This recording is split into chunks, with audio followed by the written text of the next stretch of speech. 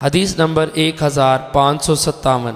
حضرت عبداللہ بن شفیق رضی اللہ عنہ فرماتے ہیں، میں نے حضرت عائشہ رضی اللہ عنہا سے پوچھا کیا رسول اکرم صلی اللہ علیہ وسلم چاش کی نماز پڑھتے تھے؟ انہوں نے فرمایا نہیں مگر جب سفر سے تشریف لاتے۔ حدیث نمبر 1558۔ عبداللہ بن شفیق کہتے ہیں کہ میں نے حضرت عائشہ رضی اللہ عنہا سے پوچھا کیا نبی صلی اللہ علیہ وسلم چاش کی نماز پڑھتے تھے؟ فرمایا نہیں الا یہ کہ آپ کسی سفر سے واپس آئیں۔ حدیث نمبر 1559۔ حضرت عروہ رضی اللہ عنہ حضرت عائشہ رضی اللہ عنہا سے روایت کرتے ہیں، وہ فرماتی ہیں میں نے رسول اکرم صلی اللہ علیہ وسلم کو چاش کی نماز پڑھتے ہوئے کبھی نہیں دیکھا، اور میں یہ نماز پڑھتی ہوں، اور رسول اکرم صلی اللہ علیہ وسلم کسی عمل کو پسند کرنے کے باوجود اس ڈر سے چھوڑ دیتے کہ لوگ اس پر عمل کریں گے تو ان پر فرض نہ ہو جائے۔ حدیث نمبر 1560۔ حضرت معاذ رضی اللہ عنہ نے بیان کیا، وہ فرماتے ہیں کہ انہوں نے حضرت عائشہ رضی اللہ عنہا سے پوچھا رسول اکرم صلی اللہ علیہ وسلم چاش کی کتنی رکعت پڑھتے تھے؟ تو ام المومنین نے فرمایا 4 رکعت پڑھتے، اور جس قدر اللہ تعالیٰ چاہتا اضافہ فرماتا۔ حدیث نمبر 1561۔ ایک اور سند سے بھی اس کی مثل مروی ہے۔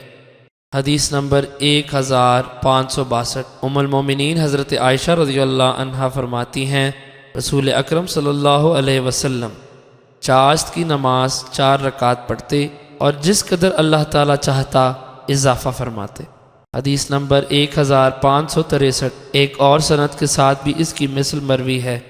حدیث نمبر 1564۔ حضرت عبد الرحمن بن ابی لیلہ فرماتے ہیں مجھے حضرت ام ہانی رضی اللہ عنہا کے علاوہ کسی نے نہیں بتایا کہ نبی اکرم صلی اللہ علیہ وسلم چاشت کی نماز پڑھتے تھے۔ انہوں نے بیان کیا کہ نبی اکرم صلی اللہ علیہ وسلم فتح مکہ کے دن ان کے گھر تشریف لائے تو آپ نے 8 رکعت پڑھی۔ میں نے آپ کو اس سے ہلکی پھلکی نماز پڑھتے ہوئے نہیں دیکھا، لیکن آپ رکوع اور سجدہ پورا کرتے تھے۔ حدیث نمبر 1565۔ ابن عبداللہ بن حارث فرماتے ہیں ان کے والد عبداللہ بن حارث بن نوفل نے فرمایا کہ میں نے پوچھا اور میری بہت زیادہ خواہش تھی کہ کسی ایسے شخص کو پاؤں جو مجھے اس بات کی خبر دے نبی اکرم صلی اللہ علیہ وسلم نے چاشت کی نماز پڑھی، لیکن حضرت ام ہانی بنت ابی طالب کے علاوہ مجھے کوئی بھی نہ ملا۔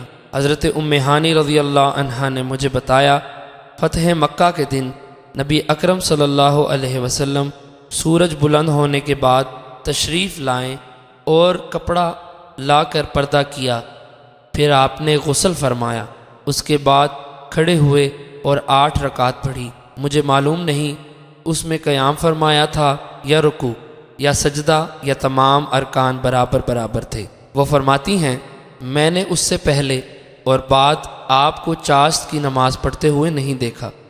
حدیث نمبر 1566۔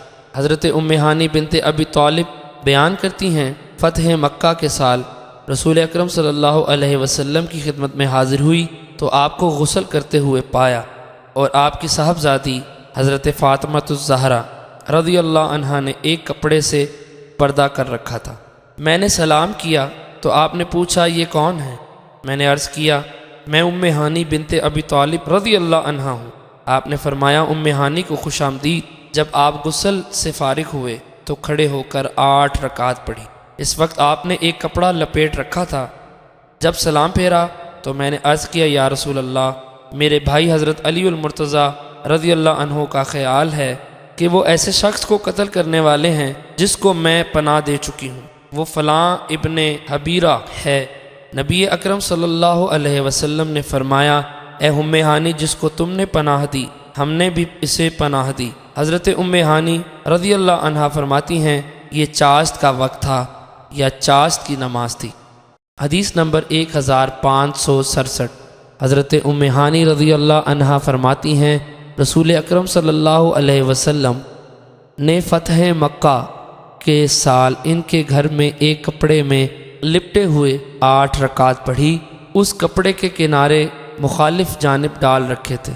حدیث نمبر 1568 حضرت ابو ذر رضی اللہ عنہ سے مروی ہے، وہ نبی اکرم صلی اللہ علیہ وسلم سے روایت کرتے ہیں، آپ نے فرمایا تم میں سے ہر ایک پر جب وہ صبح کے وقت اٹھتا ہے تو اس پر صدقہ واجب ہوتا ہے، پس ہر تسبیح صدقہ ہے، ہر تمہید صدقہ ہے، ہر تحلیل صدقہ ہے، ہر تکبیر صدقہ ہے، نیکی کا حکم دینا صدقہ اور برائی سے روکنا صدقہ ہے، اور ان سب کی جگہ چاشت کی 2 رکعتیں کفایت کرتی ہیں۔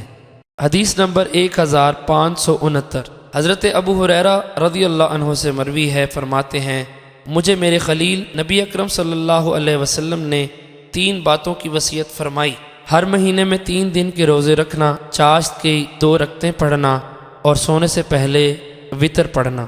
حدیث نمبر 1570 ایک اور سند سے بھی حضرت ابو ہریرہ رضی اللہ عنہ سے یہ حدیث منقول ہے۔